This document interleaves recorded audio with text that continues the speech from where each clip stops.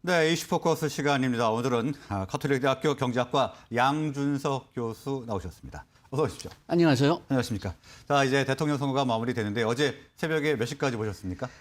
제가 한 3시 반까지 왔습니다. 네, 피곤하시겠는데요. 자, 이제 대통령 선거가 끝남으로써 이제 차기 정부가 들어서게 됩니다. 아무래도 지금 위기의 한국 경제라고 할 수 있는데 차기 정부의 어깨가 무거울 텐데 교수님께서 보시기에는 차기 정부가 어떤 경제 정책을 펼쳐야 할 것으로 보십니까? 예, 일단 지금 그 대통령 선거가 하필이면은 굉장히 좀 국제 경제, 국내 경제가 좀 휘청거릴 때 지금 당선되셨거든요. 네. 그래가지고선 단기적으로 본다면은 물론 제일 앞서 나가야 될 것은 코로나 극복 정책이어야 될 것 같습니다. 우리가 오미크론 등장하기 전까지는 우리가 방역을 잘 했는데 네. 오미크론 등장한 후서부터는 우리가 방역이 잘 안 맞았어요. 그게 부분적으로는 오미크론이 새로운 변형이기 때문에 좀 문제가 있었다고 보지만 또 우리가 소상공인들을 좀 구해줘야 된다. 우리가 과거에는 너무나 그 소상공인들에 대한 보호 정책이 좀 미흡했기 때문에 네. 이 소상공인들을 위해서 정책을 꾸려 나가니까 이게 오히려 또 전염 문제를 더 심화시키지 않았나 좀 그런 염려가 있기 때문에 그걸 좀 교통 정리를 할 필요가 있을 것 같고요.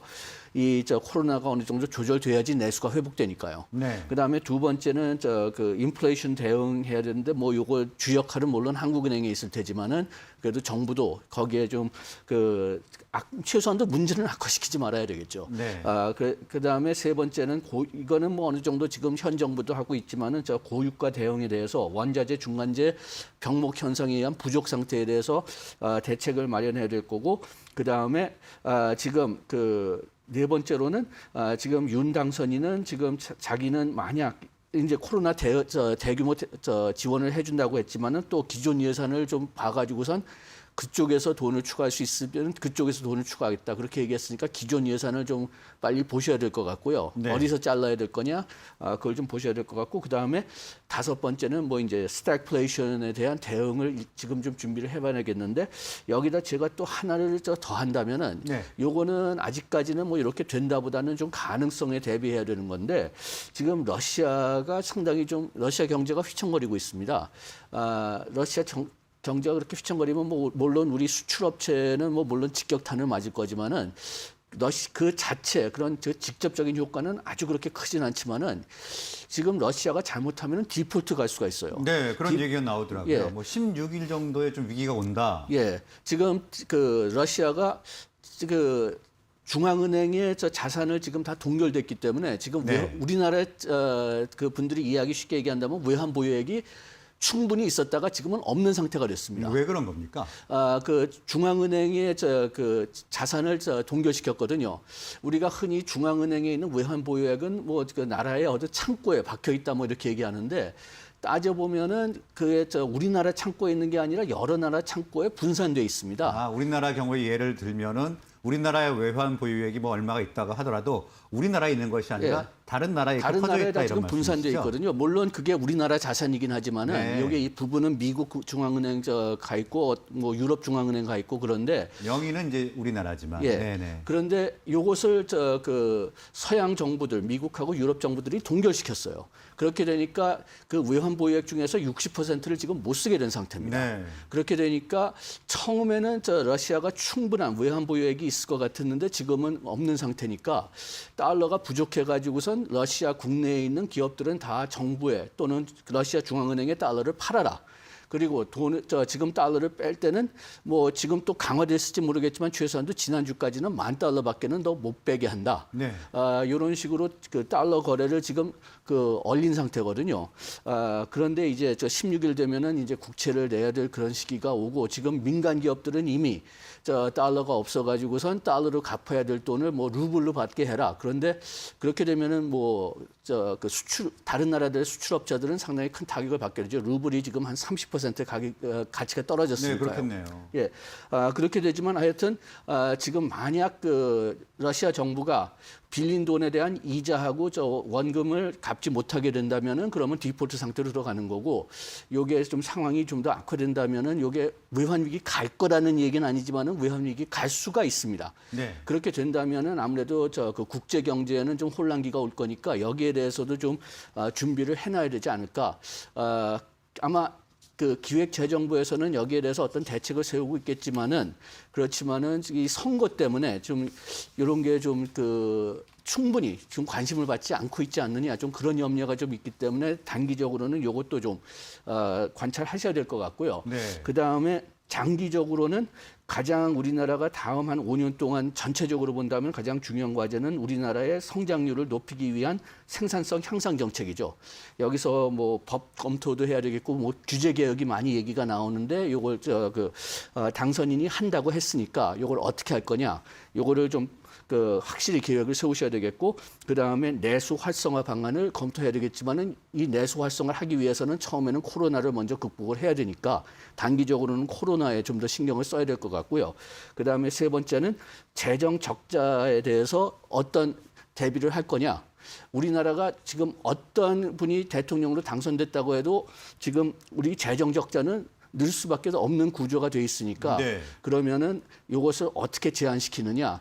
그리고 또 당선인은 준칙도 얘기했는데 지금 준칙을 보면은 평상시에는 GDP 3%까지 정부 재정 적자를 허용하는 식으로 지금 준칙이 써 있는데 요거는 조금 좀 말이 안 된다고 봅니다. 네. 왜냐하면은 우리가 3%를 넘은 경우는 외환위 97년, 98년 외환위기 때 그다음에 글로벌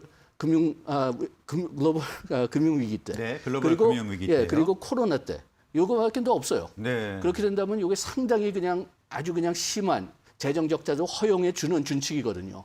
그래가지고선 평상시에는 오히려 허용하는 적자 비율을 줄이고 그 대신 비상시에는 오히려 좀 3%보다는 늘려야 되지 않을까 좀 그렇게 보이는데 하여튼 이 준칙도 도입한다고는 하셨는데 다시 좀 예. 생각해서 손을 보셔야 될 것 같습니다. 예, 일단 뭐 차기 정부의 어깨가 굉장히 무거울 것 같습니다. 자, 그리고 증시에서도 굉장히 기대감이 큽니다. 그래서 수혜를 받을 산업 찾기 분주한데 어떤 산업이 좀 주목을 받을까요? 예, 뭐 두 분 다 수혜 받는 산업은 그렇게 다르지 않았어요. 네. 에너지, 디지털, 그리고 뭐 신산업, 4차 산업혁명에 관련되어 있는 바이오 그런 산업들. 그런데 주로 이제 다 관심을 받았기 때문에 그거는 뭐 계속 될 것 같은데 두 군데만 좀 더 한다면은 첫째는 아무래도 윤 당선인은 민간 사업을 통해서 그 주택 숫자를 늘린다고 했으니까. 네, 민간주도요. 예, 민간주도요. 그러니까 그쪽에 대한 주식이 최소한도 좀 처음에는 좀 충격을 받지 않을까, 좀 올라가지 않을까 생각하고. 예. 그 다음에 두 번째로는 지금 에너지 하는 데 있어서 좀 원자력 에너지에 좀 더 신경을 쓰신다고 했으니까 그쪽에 관련된 뭐 원전 주식. 재개 방점을 좀 찍고 있지 예. 않나요? 예, 그래가지고선 그쪽에 좀 두 선거인들의 차이를, 두 후보들의 차이를 본다면 그쪽에 좀 더 관심이 가지 않을까 좀 그런 생각이 드는데 네. 여기서 근본적인 문제는 지금 국내 그리고 해외 환경이 너무나 불리하기 때문에 금리 인상도 있고 인플레이션도 있고 스태그플레이션 가능성도 있기 때문에 긍정적인 선거 다음에 긍정적인 효과가 있다면은 좀 매우 단기적이지 않을까 네. 그런 염려가 좀 있습니다. 일단 건설 쪽과 원자력 쪽, 신재생에너지 쪽을 좀 살펴봐야 될까 이렇게 말씀을 해주셨고요. 자, 그리고 이 포스트 코로나 정책도 굉장히 중요할 것 같습니다. 그러기 위해서 이제 내수 진작책도 펼칠 것이고 뭐 이런 부분들이 굉장히 기대가 되고 있는데 저희가 어떻게 좀 받아들여야 될까요? 예, 그러니까 윤 당선인은 좀 시장 위주로 나간다고 하셨고, 예. 그 다음에 규제 개혁으로 민간 기업들의 힘을 실어준다고 했으니까, 그러니까 그쪽에 그런데 좀 이것은 두 후보들 다 좀 단점이 있지만 어떻게 하겠다 그거는 얘기한 게 거의 없어요.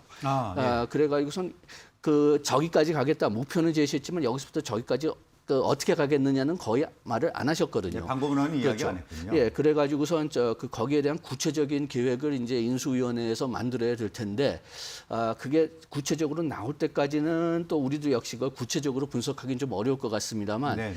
아마 두 후보들 사이에 가장 큰 차이라고 있다면은 윤 당선인은 좀 기업을 좀 더 믿는.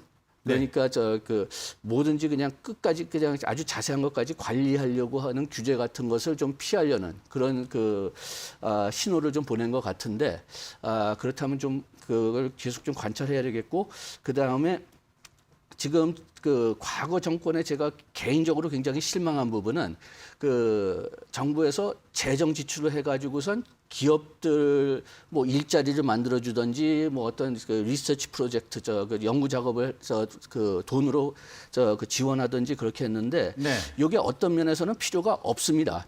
그게 왜 필요가 없느냐? 규제 같은 걸 풀어주고 그 다음에 그 돈을 벌 수 있는 기회를 만들어주면 민간 자본이 거기에 가게 돼 있어요.